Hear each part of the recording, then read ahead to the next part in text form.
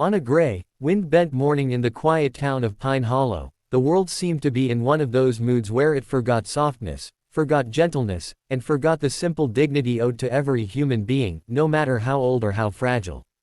Outside Miller's Diner, a squat brick building with flickering neon and the smell of pancakes permanently soaked into its walls, an elderly woman sat alone on the cold curb, her frail shoulders hunched against a late autumn chill. Her name was Esther Hale, a 74-year-old widow with silver hair wound into a trembling bun and soft eyes that carried whole decades of silence behind them. She had been deaf since childhood, a condition she embraced with grace, but a condition the world often used to push her to the margins where its cruelty operated without witness. That morning she had only wanted a warm breakfast, a little kindness from a familiar place where her late husband used to bring her every Friday morning. But the world, as it sometimes does, decided to punch downward. 3 teenage boys, all swagger and nothing behind it, spotted her as they passed the diner window. They were the kind of boys who'd never been told no, in a way that stuck, the kind who believed laughter was something you earned by taking dignity away from others. Their names, Brandon Huxley, Tyler Gentry, and Cody Marks, carried a reputation around town, but a reputation that had always been treated as mischief, not malice. Today their cruelty fully bloomed. Seeing Esther struggling to communicate with a server who didn't know sign language, they stepped in, not to help, but to make a spectacle. Brandon was the first to pull out his phone, turning on the camera with a loud announcement. "Yo, check this out, this old lady's doing gang signs or some crap."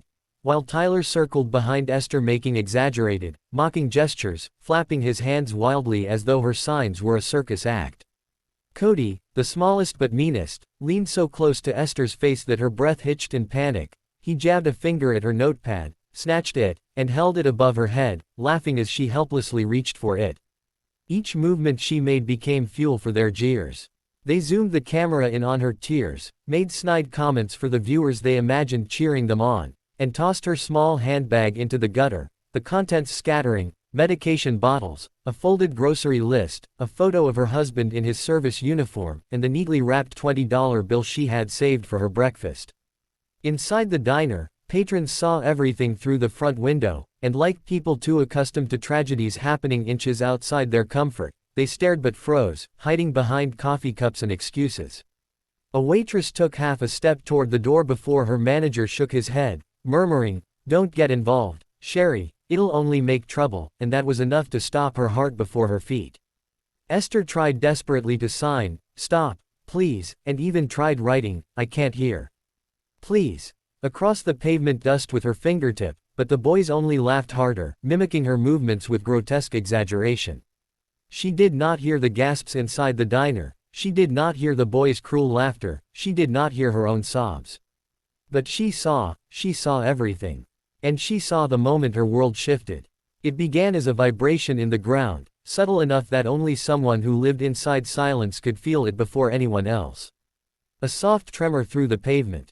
A second. Then another. Esther looked up from her tears, her expression shifting from fear to confused alertness. The boys, too wrapped in their performance, didn't notice the low growl at first. But the diner windows did. They hummed. Plates in. The kitchen rattled. The manager frowned and muttered, "What the hell?" Before the sound finally became undeniable, 10 engines, deep and thunderous, rolling like a storm descending from the highway. The noise grew larger, louder, closer, swallowing the air with the promise of consequence. People inside the diner stood from their booths, pressing hands and foreheads to the glass. The bullies turned around at last, and in that instant, their confidence evaporated. The first motorcycle swung into the lot, a massive black and chrome machine with handlebars that curved like horns, and behind it, 9 more followed in a precise, intimidating formation. These were no hobby bikers out on a weekend cruise. These were members of Iron Shepherd's MC, a patch-wearing motorcycle club known across 3 states not for lawlessness, but for an unwavering code: protect the vulnerable, defend the voiceless, intervene where the world turned its eyes away. The leader, a tall, broad figure with a heavy white beard braided at the tip and eyes that carried the weight of decisions made on darker roads, stepped off his bike with the slow confidence of a man who feared nothing. His name was Elias "Bear" Rourke. A former Marine, a protector by blood, and a man who had seen enough injustice in his lifetime to recognize it instantly. He scanned the scene. Phone in Brandon's hand. Esther trembling on the curb. Tears streaking down her cheeks. Her scattered belongings in the gutter. And the cruel smirks still fading from the boys' faces. Bear's jaw tightened, a muscle thrumming along the edge. No words were needed. His club brothers flanked him without instruction. Brick, ox, ledger, mule, ghost, reaper, saint, Moses, and cutter, each stepping forward like a wall of leather, denim, and silent judgment. The diners inside held their breath as the air outside thickened with tension so heavy it felt like gravity doubled. Brandon tried filming again, his voice cracking as he stammered, yo, we didn't do nothing, man. Tyler swallowed loudly, stepping backward, his sneakers scraping the pavement. Cody tried to fix his hood over his shaking head, but his hands trembled too much. Bear didn't look at them first. Instead, he knelt beside Esther, moving slowly, respectfully, making sure she saw his hands before he got close. Then, using the little sign language he remembered from his sister's childhood classes decades earlier, he signed, "Are you okay?" It was clumsy, imperfect, but it was an effort nobody else had made for her that morning. Esther's chin wobbled. She nodded weakly, tears welling anew, this time from relief. Bear gently gathered her belongings, placing each item back into her bag with deliberate care. He wiped dust from the photo of her husband and tucked it safely inside. Saint retrieved her notepad from the ground and handed it back with a soft, "Here you go, ma'am," as though talking to his own grandmother. Then Bear stood, slowly, deliberately, and when he turned to face the three boys, the shift in the air was almost visible. The boys felt it too. Brandon lowered his phone. Cody whispered, "Oh crap," under his breath. Tyler looked ready to bolt. Bear didn't raise his voice when he spoke, he didn't need to. He simply said, in a tone that carried more threat than shouting ever could, "Which one of you touched her?"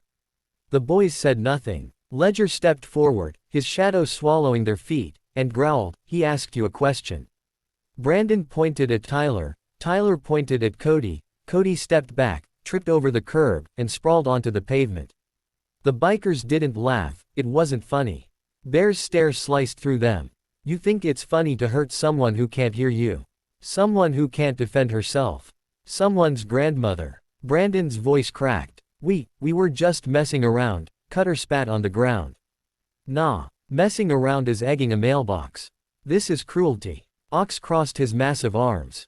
"And we handle cruelty." The boys paled. Bear stepped closer, boots heavy on the concrete. "We're not here to beat you.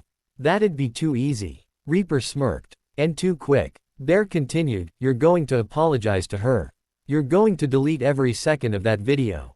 And then you're going to spend the rest of the day making things right." Brandon swallowed. What does that mean?" Bear leaned in just enough for Brandon to feel the heat of his breath. "It means you'll do whatever she needs, carry her bags, clean her yard, drive her home, fix anything broken. And if you refuse," Cutter cracked his knuckles loud enough to echo. "We won't be gentle." Cody looked at Esther, shame flooding his face. I'm sorry," he stammered. Esther blinked, confused, overwhelmed, but Bear knelt again, signing roughly, "They are apologizing." She nodded slowly, but her shoulders still trembled. Tyler tried to apologize next, but Bear lifted a hand. "Mean it," he warned. Tyler choked out a real apology then, eyes brimming with fear and guilt. Brandon followed, voice shaking so hard he barely got words out. Bear nodded once, then turned to his club. "Saint, Reaper, make sure the video's gone." The two men stepped forward. Brandon scrambled to unlock his phone, deleting the recording while they watched every tap. "Cloud 2, Reaper said. Everything." Brandon obeyed immediately. When they were satisfied, Bear turned back to Esther and offered his arm. She hesitated, then took it gently, her small hand trembling against his leather jacket. Bear guided her into the diner, moving slow so she could see his face, see his intentions, see that she was safe. As she sat at a booth, he placed her bag beside her, smoothing her coat with surprising tenderness for a man with hands like granite. The diner had gone silent. Patrons stared, some ashamed, some grateful, none unchanged. Bear addressed the room. "This woman deserved protection today," he said simply. And nobody gave it. People dropped their eyes. Guilt weighed heavy. Then he added, "Do better." He didn't shout. He didn't accuse. He told the truth. And the truth landed. Outside, the three boys waited miserably beside the bikes, unaware of what their day was about to become, only knowing it would not be easy. Inside, Esther looked up at Bear with watery eyes, touching a hand to her heart in the universal sign of gratitude. Bear nodded once, tapping his chest in return. A silent exchange. A moment that shifted all their lives. And just when the tension began to quiet, just when it seemed the world was settling again, the diner door swung open and a breathless local sheriff rushed in, red-faced, sweating, and carrying a printed screenshot of the very video Brandon had tried to delete. "Bear," the sheriff barked, "we've got a problem. That video is already spreading like wildfire online, and there's someone else coming your way. Someone who wants those boys before you get finished with them." The room froze. Bear's eyes darkened. And just like that, the story of a bullied, deaf grandmother and the bikers who stood for her suddenly grew much bigger, and far more dangerous, than any of them expected.